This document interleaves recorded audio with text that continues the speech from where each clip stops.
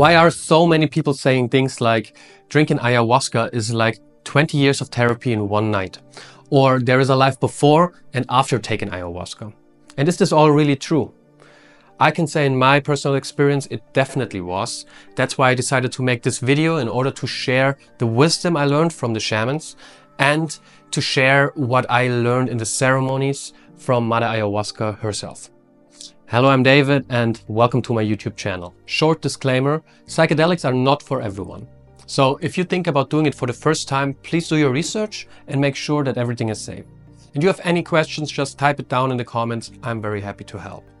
If you don't know what ayahuasca is, it's a sacred medicine from indigenous cultures around the Amazonian rainforest.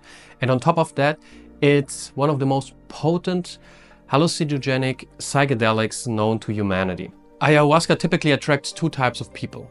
First, the seekers, people who are trying to figure out what they want to do next in their life, how they can find their purpose, or they're just curious and want to grow spiritually. The other type of people are looking for healing from past traumas, psychological conditions, or even physical problems. In both cases, it's less about teaching you stuff and more about helping you to remember.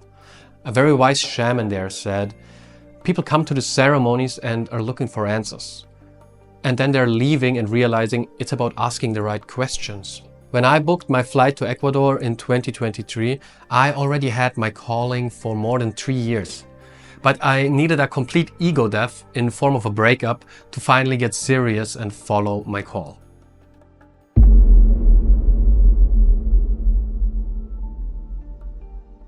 One very powerful lesson from the shamans were how much emphasis they would put on their frequencies.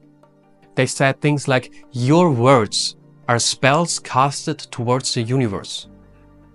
So you should always watch your words and your thoughts and don't let them destroy your life and your vibration. So it is very important that we work on our dominant frequencies, aka our most felt emotions, all the time. Love and joy are the frequencies you want to be on. And when low emotions enter your body, don't let yourself get controlled by them. Allow them to be there, feel them, and then let them go. We have to understand that it is all an illusion. And if it's hurting us, then it is just bullshit that's in the way. In our way to live up to our highest potential, in our way to attract the things we really need and want in our life. We have to cut out the things from our life that are not in alignment with our absolute highest expression of ourselves. Period. It takes 1 second, one choice for you to say, I don't resonate with this frequency anymore. And then you let it go. And if you're interested in letting go, by the way, I made several videos about it. Check the links in the description if you're interested. Okay, so just remember, it's your job to stay in high frequency. And that's exactly what I focus on and what I teach my coaching clients as well.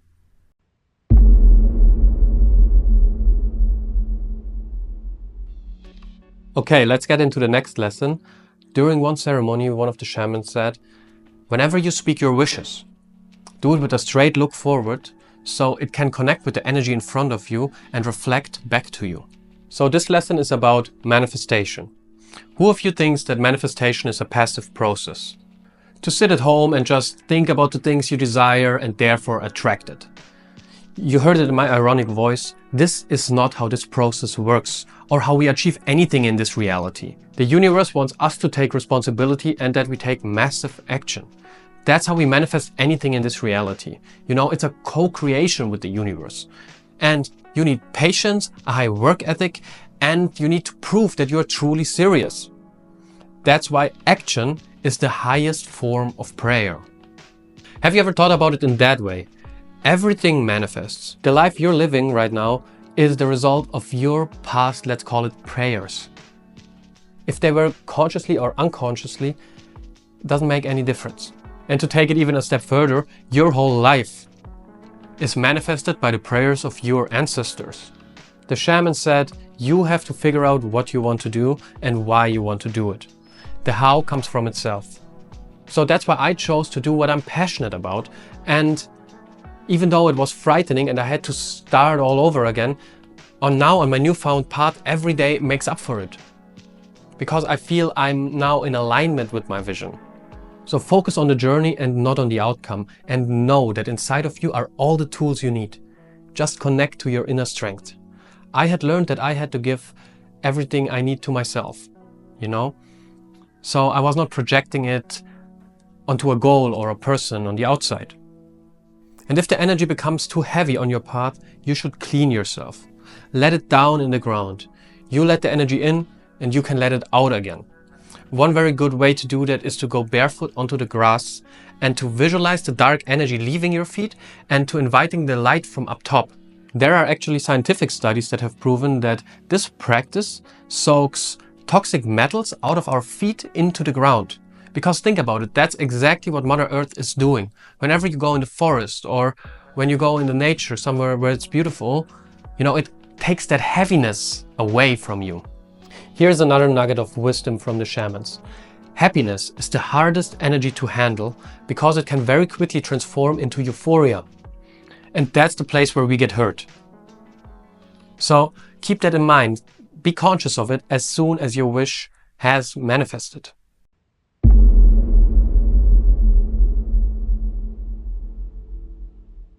Are you interested in the healing potential of ayahuasca? The biggest lesson for me was that the true healing always happens in the community. The plant medicines, they can work as a portal, so to speak, but the true healing always happens in the community through the love, through the support, and through the compassion amongst each other. Here is an example of how important communities are. You can torture psychopaths by isolating them. And psychopaths are the least social human beings on the planet, but even they need community. That means every interpersonal relationship in your life has a great healing potential. Do you want to heal your heart? Then give as much love as you can. And in the first place, don't give your heart to anybody who is not appreciating it. It's a very precious thing. So I speak from experience, it takes one to know one. And what the shamans said as well was, the very best way to heal yourself is to believe in your power to be able to heal yourself. And when we speak about healing, it's important to mention the greatest healer of all, and this is nature, Mother Earth. I once went into a forest for several months when I needed healing myself. And thanks to the forest and thanks to the spirits of the forest, I could get healed myself quite quickly. So to round up the video, I want to share a few more things the shaman said to me personally, but I'm sure it has some value for you as well.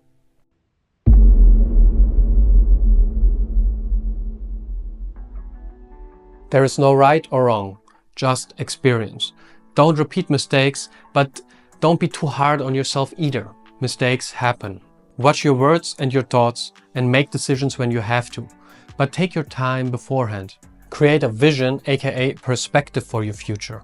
Dream big and focus on the journey and not on the goal. You don't have to be too fearful because you're in the hands of the Great Spirit. And the more spiritually developed you are, the more you become the Great Spirit. Prepare yourself, support others, and use your tools wisely. Be patient because results take time, and follow your heart. That's how you create the magic in your life. And be aware that the things will turn out differently than you have imagined in the first place. Richness comes in many ways, and abundance is beyond money. Health, time, and people are the real resources, and the Great Spirit will see you and see what you do and will grant you with what you deserve. Help others, but don't burn yourself out. Be safe, be positive, and be in service. As you give, you will receive. So you need to really trust and never feel less. When you're watching this video, I know it's words to the wise, but maybe you could get something out of it. In retrospect, I can say ayahuasca opened me up in so many ways. I grew spiritually, it made regular life so much less serious, and it tremendously helped me to get over that breakup I was currently experiencing at that time. I am way lighter since then, which helps me to keep track and focus on the things that are truly important to me. It removed deep-seated trauma from my system and enabled me to step more into my power. I feel so connected since then and found back to myself and back into my confidence. Ayahuasca truly was a game changer in my life, and on top of that, it was an honor to be able to be around those wise people and to participate in those ancient ceremonies, I left the community knowing I have a new family now, to which I can return to whenever I want and need.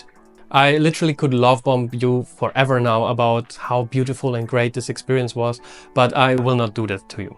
The only thing I would suggest is, if you have a calling, you might consider listening to it. Thank you very much for watching. Goodbye.